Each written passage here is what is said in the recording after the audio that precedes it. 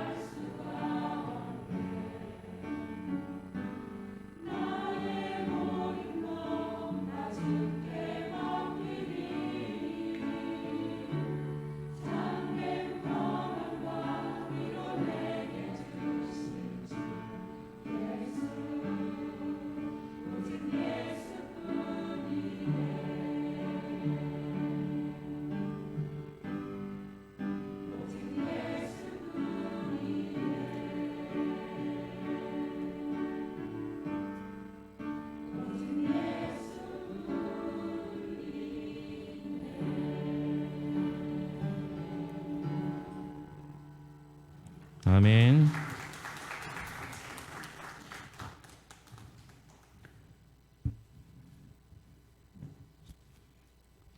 반갑습니다. 오늘 우리 성도님들도 반갑지만 또 이렇게 멀리 오신 분들 있으신 것 같습니다. 모두 반갑습니다. 저희들이 그동안 한 4, 5주 정도 부족함에 관한 이야기를 나눴습니다. 우리는 부족한 것이 우리에게 해가 되는 것이 아니라 그 부족함이 우리를 오히려 새롭게 하고 그 부족함이 우리를 채울 때 더 큰 은혜가 있음을 믿게 됩니다. 더욱이 우리가 자랑할 것은 우리의 강함이 아니라 우리의 연약함을 자랑하는 것이죠. 오늘은 그 부족함이 행복을 부른다라는 사실을 함께 나눴으면 좋겠습니다.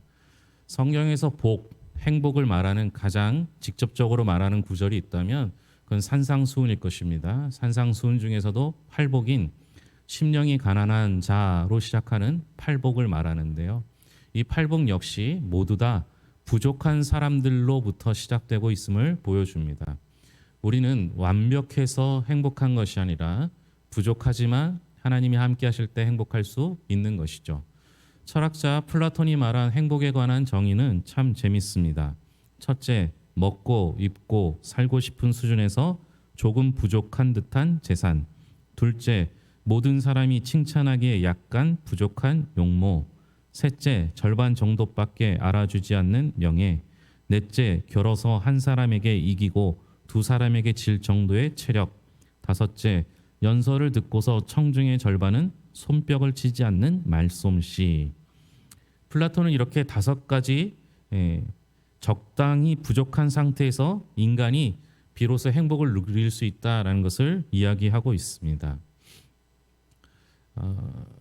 넉넉하지 않는 재산이 오히려 행복하다는 것이죠. 돈이 많은 걸로 행복을 따진다면 아마 재벌들이 가장 많지 않겠습니까? 그 분들이 어떤진 잘 모르겠지만 제가 보기엔 그렇게 행복한 것 같지는 않습니다. 모든 사람이 칭찬하기에 약간 부족한 용모를 가진 사람 옆에 있어주는 사람들은 모두 고마운 사람들입니다. 너무 잘생긴 사람들은 자기 옆에 누군가 있는 걸 당연하게 여깁니다. 오히려 자기 옆에 있어주는 사람에게 고마움을 느끼기는커녕 귀찮거나 짜증낼 때도 있는 것이죠. 하지만 약간 부족한 외모를 가지고 있음에도 불구하고 옆에 있어주는 아내, 남편, 친구들 얼마나 고마운 사람이 되겠습니까? 우리는 부족한 외모 때문에 나와 함께하는 사람들을 만날 수 있었고 그들로부터 행복해진다라는 사실입니다. 제가 그 교육전사 시절에 결혼을 했거든요. 결혼을 하고 우리 학생들, 그때 중학생들인데요. 제 아내를 데리고 인사를 시키러 제가 사역하던 교회를 데리고 갔었습니다. 제가 좀 장난스러웠는지 우리 애들이 다 장난스러웠어요. 이놈들이 쫓아다니면서 제 귀에다 대고 뭐라고 했는지 아십니까? 사모님이 아깝다. 사모님이 아깝다. 이렇게 하고 쫓아다니는 거예요. 때릴 수도 없고 이놈들.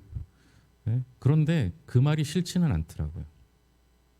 여러분 어떻게 생각하실지 모르겠지만 여러분들이 완벽한 외모를 가지고 있는 사람들은 별로 없습니다. 그런데 지금 여러분 옆에 있어주는 남편, 아내, 자녀들, 친구들이 있다면 그들로 인해서 행복해질 수 있는 것이죠. 절반 정도밖에 알아주지 않는 명예를 가진 사람은 자유롭습니다. 대한민국에 누구나 알 수 있는 유명인이 된다면 얼마나 긴장 속에 살아야 되고 한마디 한마디가 불편하고 가는 곳마다 신경 쓰이지 않겠습니까? 다행스럽게 우리 괴산에서는 저를 그렇게 많이 알아보시지는 않습니다. 그러나 목사로 살다 보면 제가 모르는 분들이 저한테 다가와서 목사님하고 인사하는 것을 볼 때 가끔 뜨끔하기도 합니다.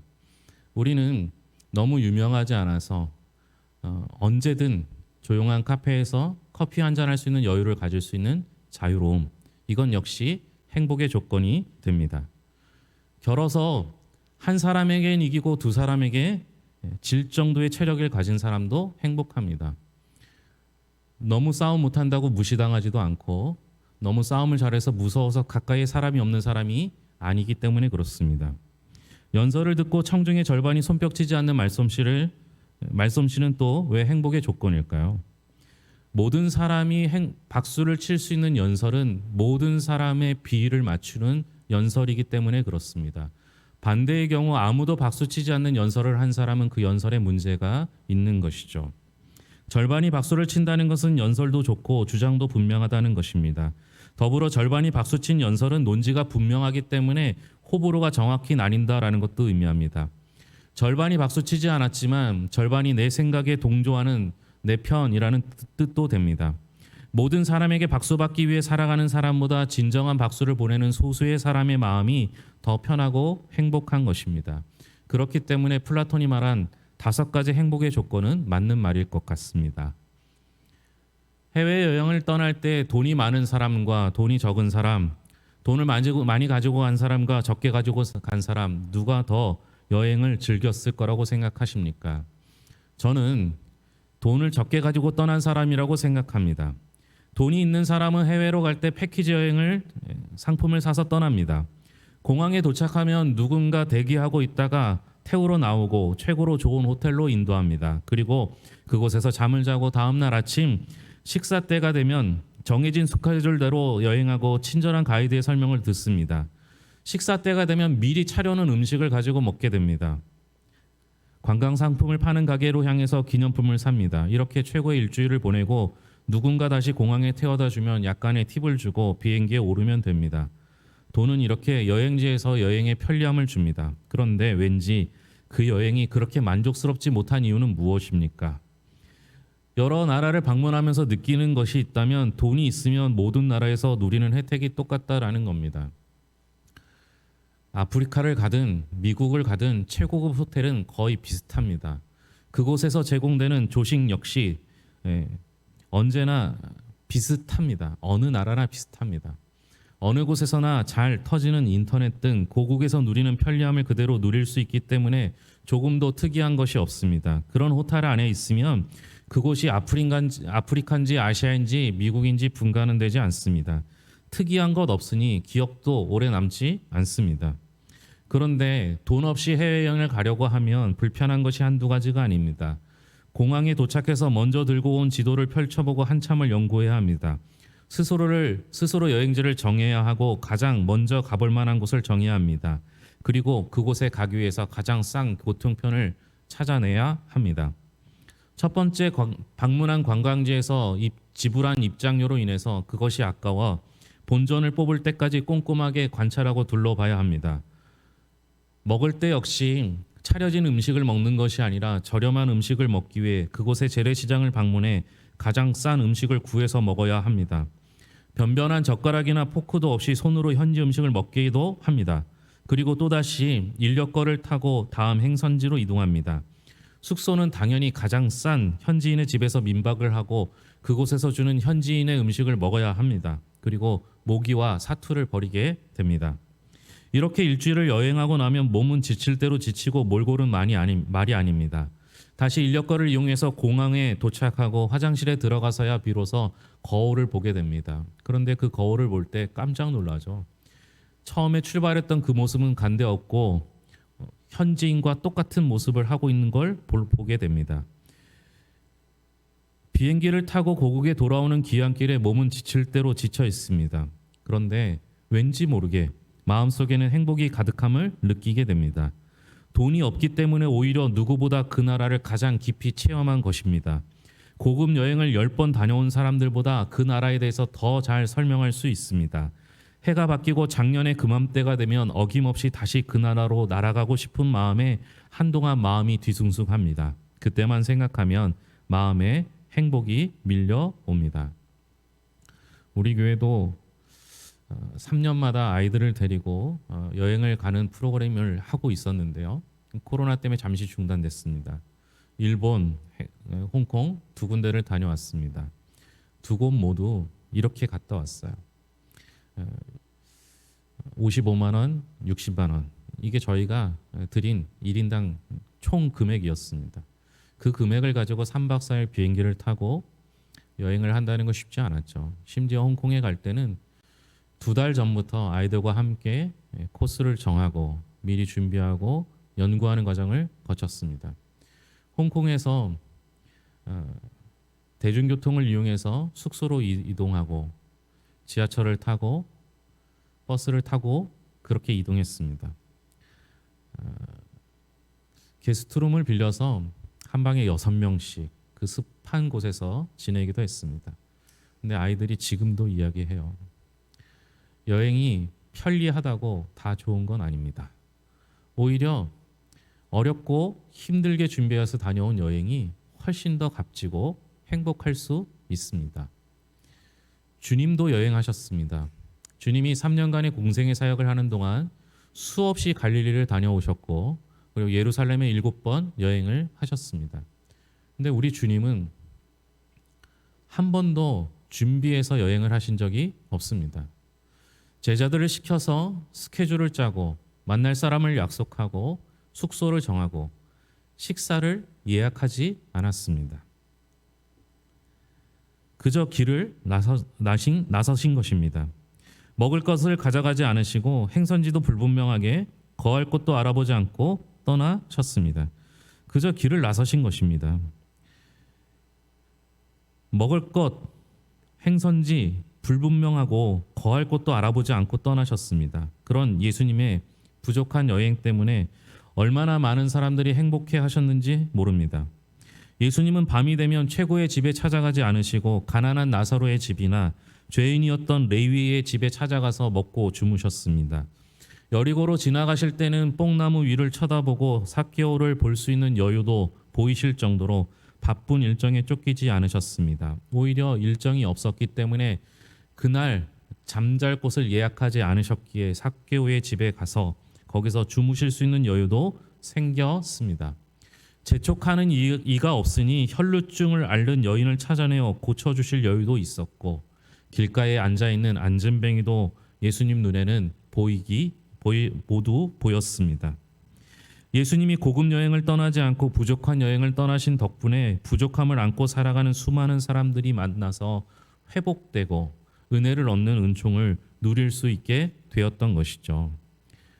부족함으로 길을 나서면요, 어떤 음식에도 감사할 수 있습니다. 부족함으로 여행을 나서면요, 어느 곳에서나 감사한 마음으로 잠을 잘 수 있습니다. 부족함으로 떠난 여행은 모든 것이 감사뿐입니다. 부족함으로 떠난 여행에서 만나는 사람들은 한 사람 한 사람 모두 귀하기만 합니다. 부족하기 때문에 모든 것이 소중하고 부족하기 때문에 오히려 더 행복한 신비를 깨닫게 됩니다. 오늘 읽었던 본문의 말씀에 우리가 잘 아는 말씀이 나옵니다. 내게 능력 주시는 자 안에서 내가 모든 것을 할 수 있느니라.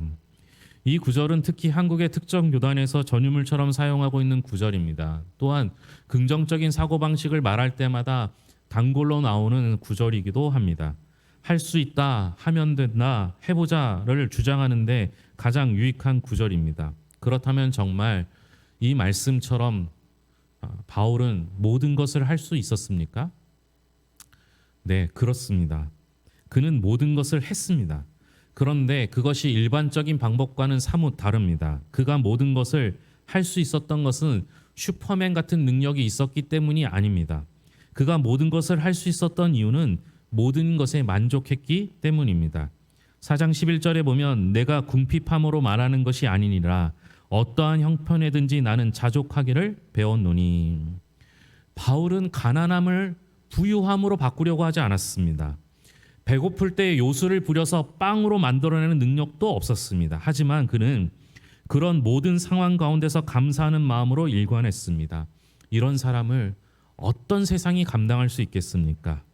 나는 비천에 처할 줄도 알고 풍부에 처할 줄도 알아. 모든 일 곧 배부름과 배고픔과 풍부와 궁핍에도 처할 줄 아는 일체의 비결을 배웠노라. 가난에도 배고픔에도 어떠한 부족함에도 바울은 만반의 준비를 끝낸 사람이었습니다.